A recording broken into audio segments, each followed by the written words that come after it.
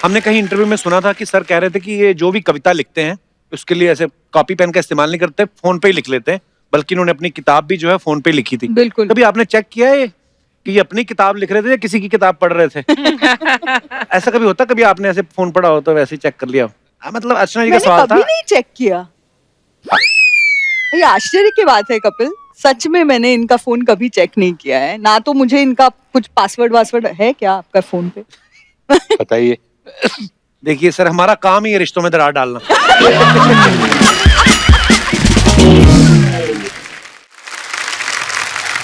Sir मैंने एक बड़ा मजेदार किस्सा सुना था कि आप जब दुश्मन फिल्म रिलीज हुई थी उसके बाद आप दिलीप साहब से मिलने गए थे। जी। तो क्या कहा था सर उन्होंने आपसे फिर? दिलीप साहब, और ये बहुत अच्छा हुआ कि उनसे मेरी मुलाकात हो गई। मैंने उनको चरण स्पर्श किया। हमारे लिए तो ये एक अद्भुत बात थी और ये लगता था कि जैसे कि कॉमिक बुक में से कोई एक सुपर हीरो निकल के आता है। उन्होंने पीठ पे हाथ रखा और बोले, बरखुरदार मैं तुम्हारे काम से बहुत मुतासिर हूँ। वाह। अब ये सुन के तो मतलब मुझे लगा कि ये मुझे जानते भी हैं। वाह। ये अपने आप में एक बहुत बड़ी उपलब्धि थी। बोले कि मैं आपको कुछ सलाहियत देना चाहता हूँ। बोले कि एक तरफ आइए, और ले गए मुझे और मुझसे कहते हैं कि बरखुरदार याद रखना कि चाहे तुम हो या मैं, हम सब खिलौने बेचने वाले लोग हैं। वाह। और हम सब की टोकरी में एक निश्चित संख्या के खिलौने हैं। तो अब ये तुम्हारे ऊपर निर्भर करता है कि तुम अपने खिलौनों को 5 साल में बेच दो या तुम अपने खिलौनों को 50 साल तक बेचते रहो। बोले मैं दिलीप कुमार हूं और मुझे फिल्मों में 50 साल हो गए और मैंने अभी तक मात्र 55 फिल्में की हैं। वाह, क्या बात है। तो बोले ये याद से और बहुत खबर से अपने खिलौनों को धीरे धीरे बेचना। वाह। तुम लंबे जाओगे, क्योंकि महत्व इस बात का है कि दुकान कितने समय तक खुली रहती है। बोले the biggest power is not wanting power. जब तुम्हारे अंदर टेबल पर पैसा देखकर फिल्म इंकार करने का रुतबा आ जाए तो समझना कि तुम बहुत पावरफुल। वाह, क्या बात है। अच्छा, आज आशु सर और रेणुका मैम यहाँ बैठी हैं। ये मल्टी टैलेंटेड हैं। आशु सर एक्टर हैं और लिखते बड़ा अच्छा है, पोइट्री भी करते हैं।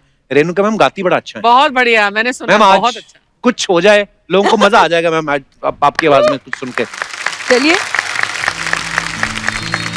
जब पहली बार मैं इनसे मिली तो संघर्ष के सेट पे मिली, तो संघर्ष फिल्म का ही गाना पेश करते हैं। हाँ, क्या बात, क्या बात।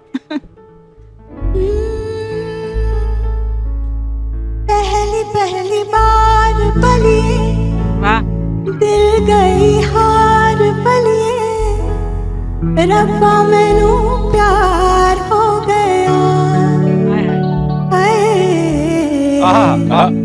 दिल का करार हो गया। क्या बात है। हाय, दिल का करार हो गया।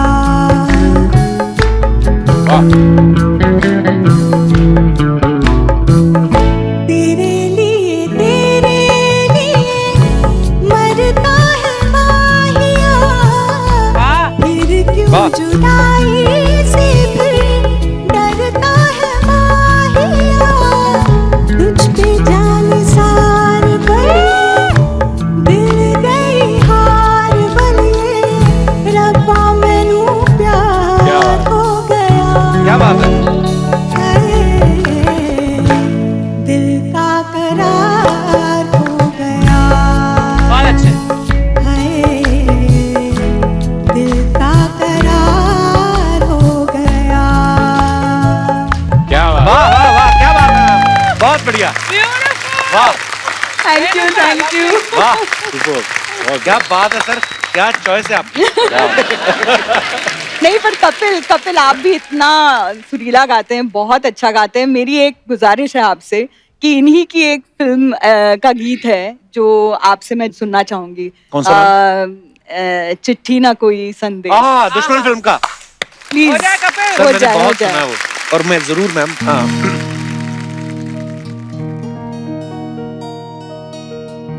चिट्ठी न कोई संदेश।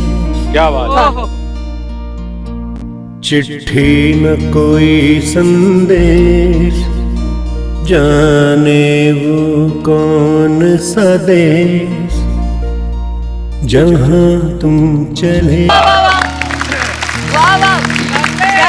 शुक्रिया। क्या बात है। ये बड़ी Beautiful. बड़ी एक्चुअली Beautiful. कुछ चीजें ना जो इतने लंबे समय तक याद रहती हैं आपको, और एक्चुअली जो फिल्में हम बनाते हैं, जिसका हम हिस्सा हैं, वो सिर्फ एक बिजनेस नहीं है, बिल्कुल मैम, लोगों को कितना कुछ देती है बिल्कुल मैम। फिल्में। अभिनेता या हम और आप जो होते हैं, ये परिस्थिति भले ही ना बदल पाए, लेकिन मनस्थिति बदलने में बहुत सक्षम है। बहुत बहुत खूब। क्या बात, और ये कहा जाता है कि मन चंगा तो कठौती में गंगा। वाह। वाह तो सर ऐसा होता है कभी कभी अफवाहें बड़ी उड़ती हैं, जी। तो कुछ अफवाहें आई हैं सर। अब जो देखिए, जो चीज मैं उठा के पढ़ता हूँ इसका मतलब वो मेरी नहीं है, वो जनता की तरफ से आई है, हाँ, और इनको हम प्यार से जनता कहते हैं। मेरे तो कंधे से बहुत अफवाहें ये हैं, आशुतोष सर ने एक फिल्म में साड़ी पहनी थी जो बड़ी यादगार कैरेक्टर है, तो अफवाह ये है कि रेणुका मैम से भी जल्दी साड़ी आशुतोष सर पहन लेते हैं। तो इज इट ट्रू और रूमर? नहीं, इट इज ट्रू। मैं रियली इसलिए इसको सत्य मानती हूँ, क्योंकि हम कैसे दिख रहे हैं साड़ी में, इसको सवारने में हमको टाइम लगता है। हाँ। इनको कोई पड़ी नहीं होती है कि मैं कैसे दिख रहा हूँ। कैसे नहीं। रेणुका मैम, आपके बारे में ये अफवाह है कि जब आप टीवी सीरियल सर्कस कर रही थी शाहरुख खान साहब के साथ, तो अफवाह ये थी कि जब प्रोड्यूसर थोड़ा सा चेक लेट कर देता था तो आप हिंदी सीरियल में जानबूझ के मराठी बोलने लगती थी। ये सच है कि अफवाह है? मैं कई बार जिस तरह की हिंदी बोलती थी, लोगों को लगता था मराठी है।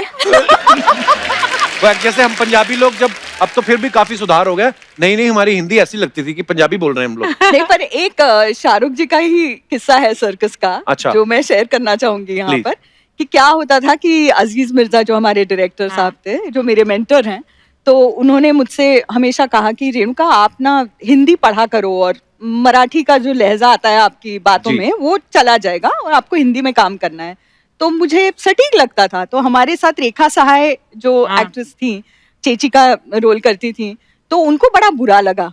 उन्होंने कहा कि भाई, शाहरुख खान की पंजाबी एक्सेंट है, उनको आप कभी कहते नहीं हो, हाँ। और इनकी तो मराठी ज्यादा शुद्ध हिंदी बोलती हैं ये, बनिस्बत शाहरुख खान के, तो आप उनको क्यों नहीं बोलते?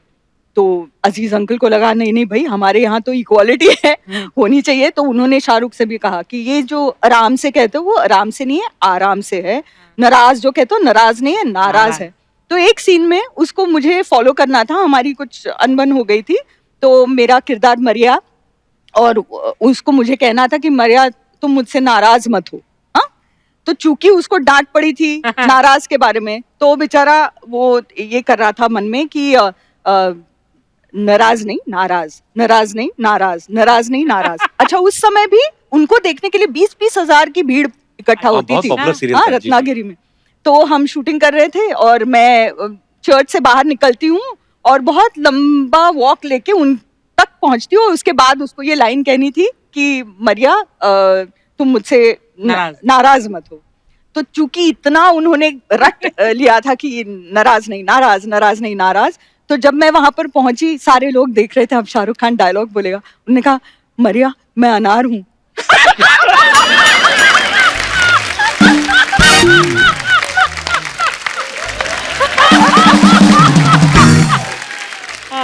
ओह, ओके। तो रेणुका मैम, एक और अफवाह आपके बारे में ये है कि स्कूल में टीचर आपको रेणुका शहाने की जगह गलती से शाणे बुलाया करती थी। इज इट ट्रू शाणे? मैम?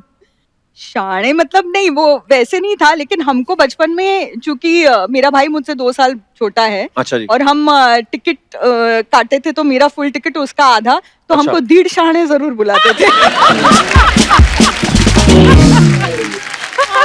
क्यूट। अच्छा, आशुतोष सर कविताएं भी बहुत अच्छी लिखते हैं, स्टायर भी बहुत अच्छा लिखते हैं। अभी हाल ही में आशुतोष सर की जो बुक है राम राज्य, सर वो प्लीज उसके बारे में हमारे दर्शकों को कुछ बताएं कि उसमें क्या है राम राज्य बुक?